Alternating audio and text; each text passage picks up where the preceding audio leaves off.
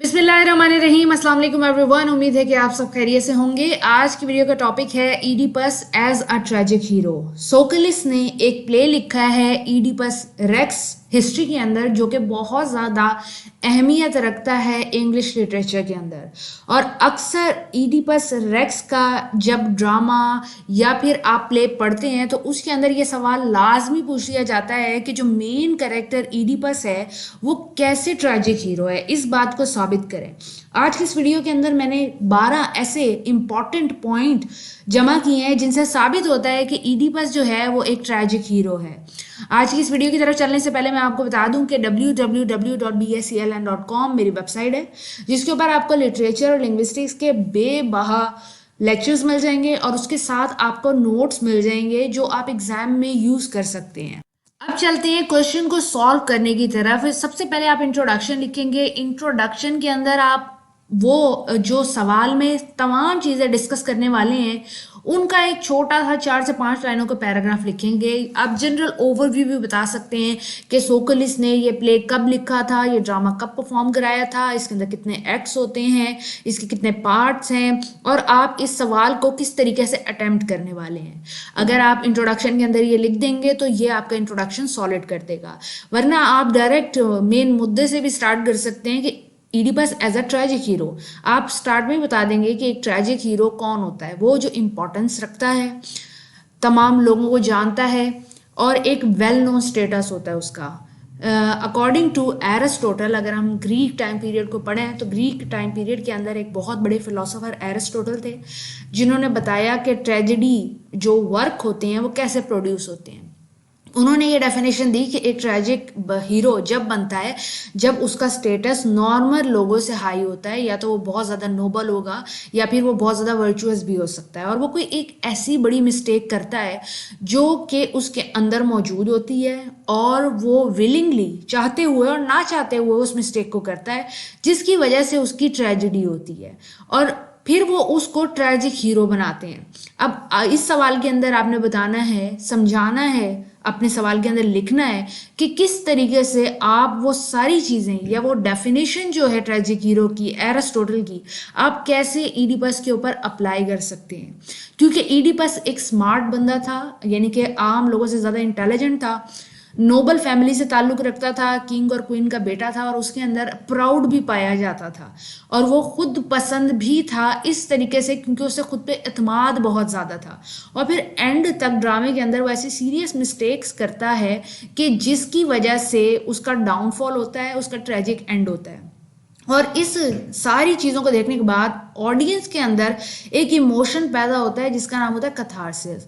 Audience फूट फूट के रोने लगती है। They basically outlet the emotion, अपने इमोशंस को बाहर निकालते हैं। वो आंसुओं की सूरत में हो सकता है, वो चेहरे पे फ्रॉनिंग करके हो सकता है, या फिर वो दिल में पिटी की या इमोशनल सिचुएशन के साथ हो सकता है। वो कथारसिस का इमोशन होता है जो ऑडियंस के अंदर डेवलप होता है।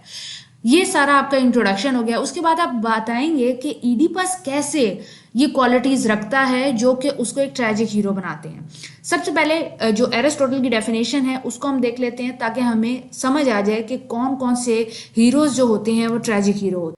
एरिस्टोटल की अगर हम डेफिनेशन देखें एक ट्रेजिक हीरो की, तो एक ऐसा कैरेक्टर जो कि अपनी जजमेंट यानी कि अपने फैसला लेने में एरर करता है, यानी कि गलती करता है, और वो इनएविटेबल होता है, यानी कि उसे वो मिटा नहीं सकता, उससे वो यू टर्न नहीं ले सकता, उसे तब्दील नहीं कर सकता। और ये वो चीज़ होती है उस हीरो या हीरोइन के अंदर जो उसकी अपनी डिस्ट्रैक्शन काज करती है।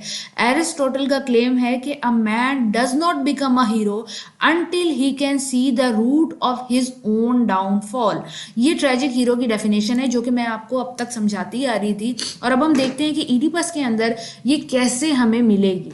जब ड्रामा स्टार्ट होता है तो ड्रामे के अंदर ट्रेजेडी की आपको सारी डेफिनेशन मिल जाती है। इसके अंदर फेथ दिखाया जाता है, टाइमिंग का बहुत ज़्यादा इंपॉर्टेंट रोल है, और ये सारी चीज़ें जो हैं, कोइंसिडेंस है, ट्रेजिक फ्लॉ है, ये वो सारी चीज़ें हैं जिसको एक ट्रेजेडी बनाते हैं। उसके बाद लिटरेरी डिवाइसेस, ड्रामेटिक आयरनी जैसी चीज़ों का इस्तेमाल किया है, सस्पेंस है, मिस्ट्री है, और कोरस जो कि प्रिडिक्शंस कर रहा होता है, या प्रोफेसीज जो कि प्रिडिक्शन कर रही होती हैं। वो सारे एलिमेंट इस ड्रामे को ट्रेजेडी बनाते हैं। और इसको जब हम फर्दर लेके चलते हैं तो हमें पता लगता है कि सोकलिस जो राइटर है उसने इस ड्रामे को जो नाम दिया है इडिपस रेक्स। रेक्स का मतलब होता है किंग, यानी कि वो आम बंदा नहीं था, वो नोबल बंदा था। एंड फर्दर हमने जब ट्रेजिक हीरो की डेफिनेशन देखी एरिस्टोटल की, तो हमें पता लगी किन चीज़ों का, कि वो एक ऐसा इंसान होता है, एक ऐसा कैरेक्टर होता है जो अपनी जजमेंट की वजह से डिस्ट्रक्शन को फेस करता है। फर्दर वो बताते हैं कि ये डिस्ट्रक्शन जो होती है ये ऑडियंस के अंदर पिटी और फेयर का इमोशन पैदा करती है, और जब वो इस इमोशन को आउटलेट करती है, ऑडियंस बाहर निकालती है, तो उसको कथारसिस बनाते हैं। और ये सारी चीज़ें मिस फॉर्चून का रिजल्ट होती हैं। किस मिस फॉर्चून का? जो हमारे मेन कैरेक्टर के अंदर एरर या उसके अंदर फ्यूटिलिटी मौजूद होती है, उसकी वजह से होती है। और सोकलिस अपने ट्रेजिक हीरो को डिनोसिस कहा कहता है। डिनोसिस का मतलब होता है कि वो बंदा जो टेरेबल भी हो और साथ वो वंडरफुल भी हो। आगे फर्दर कैरेक्टरिस्टिक्स जब हम देखते हैं कि क्यों ईडिपस जो है वो एक ट्रेजिक हीरो है, तो ईडिपस एक वर्चुअस यानी कि नेक नोबल कैरेक्टर होता है। इसके अंदर हाई सोशल स्टेटस मौजूद होता है और ये एक डाउनफॉल को फेस करता है, और जब तक इसको रियलाइज होता है बहुत ज़्यादा देर हो चुकी होती है।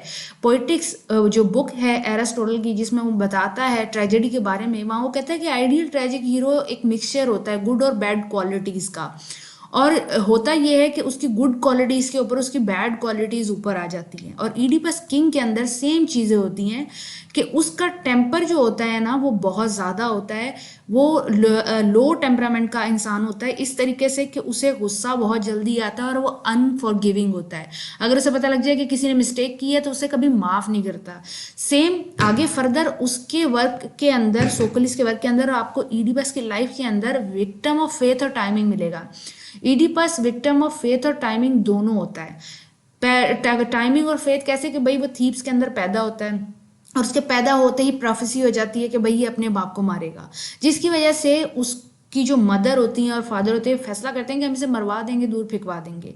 लेकिन होता क्या है कि वो बच जाता है, और बच जाता है और प्राइवेट प्रोफेसी वैसे ही पूरी होती है जैसे कि कहा गया होता है। इसके बाद ईडिपस का अपना एक्शन जो होता है वो बहुत ज़्यादा इन्वॉल्व होता है इस ट्रेजेडी के अंदर, यानी कि उसकी अपनी जज।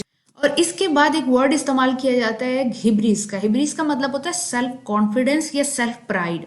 ईडिपस के अंदर दोनों चीज़ें मौजूद होती हैं। अपने जो वर्क है या अपना जो एक्शन है उसके अंदर बहुत ज़्यादा प्राइड लेता है। उसके अंदर बहुत ज़्यादा डिफरेंट पावर मौजूद होती है, आम लोगों से हट के मौजूद होती है। और सेम आगे उसके जो एक्शंस हैं, जैसे कि उसको बताया जाता है कि भाई तुम अपने ही बाप का कत्ल करोगे, और वो अगेन एक बंदे का मर्डर करता है। उसे जब पता है वो ना मर्डर करे। सेम उसको प्रोफेसी के बारे में पता होता है कि भाई वो अपनी ही माँ से शादी करेगा। उसको ये पता होता है तो भाई वो देखभाल के शादी करे, वो क्यों एक क्वीन से शादी कर रहा है जिसके ऑलरेडी बच्चे मौजूद हैं। तो ये सारी चीज़ें जो हैं ये उसके अपने एक्शंस होते हैं, और अपने डिसीजन के अंदर वो बहुत ज़्यादा प्राइड लेता है और आगे वो फर्दर डाउनफॉल का शिकार होता है। इसके अलावा ईडिपस जो है फर्दर अगर हम इसको देखें तो उसको पता होता है कि वो प्रोफेसी उसको पता लग जाती है कि वो अपने बाप का कत्ल करेगा और अपनी माँ के साथ शादी करेगा। अगेन उसको ये भी पता लग जाता है कि वो किंग और क्वीन का असल बेटा नहीं है जिनके साथ वो रह रहा होता है। तो वो सफ़र इख्तियार कर लेता है जिसके बारे में उसे सब मना करते हैं, लेकिन वो थीव्स पहुंच जाता है और अपनी ही विजडम के साथ वो वहाँ पे हीरो भी बन जाता है, क्योंकि वो वहाँ पे स्फिनिक्स का कत्ल कर देता है। एक मॉन्स्टर वहाँ पे मौजूद होता है जो लोगों को तंग कर रहा होता है, स्फिनिक्स, तो वो उसको मार देता है और वहाँ का किंग बन जाता है। तो ये सारी चीज़ें फेथ, टाइमिंग और उसके अपने डिसीजंस हैं जो कि फर्दर इस चीज़ को साबित करते हैं कि किस तरह ईडिपस के अपने अंदर फ्लॉ मौजूद था। एक और फर्दर कीड़ा उसके अंदर मौजूद होता है और वो होता है सीकिंग फॉर द ट्रूथ। वो हर चीज़ को निगलेक्ट करता है। उसकी बीवी जकास्टा भी उसको कहती है कि भाई सच ढूंढने की कोशिश ना करो। उसको टेरेसस जो प्रोफेसी करता है वो भी मना करता है कि भाई सच ढूंढने की कोशिश ना करो, तुम अंधे हो जाओगे, लेकिन वो करता रहता है। और ये एक बहुत बड़ी रीज़न होती है उसके डाउनफॉल के अंदर। फिर फर्दर आपको ईडिपस प्ले के अंदर मिलता है कि किस तरीके से जब उसे पता लग जाता है कि भाई उसने ये सारी प्रोफेसीज को सच कर दी है, तो वो खुद ही अपने आप को जिला वतन भी कर देता है और साथ में अपने आप को वो ब्लाइंड भी कर देता है, यानी कि फर्दर प्रोफेसीज जो होती हैं वो उनको पूरी कर रहा होता है।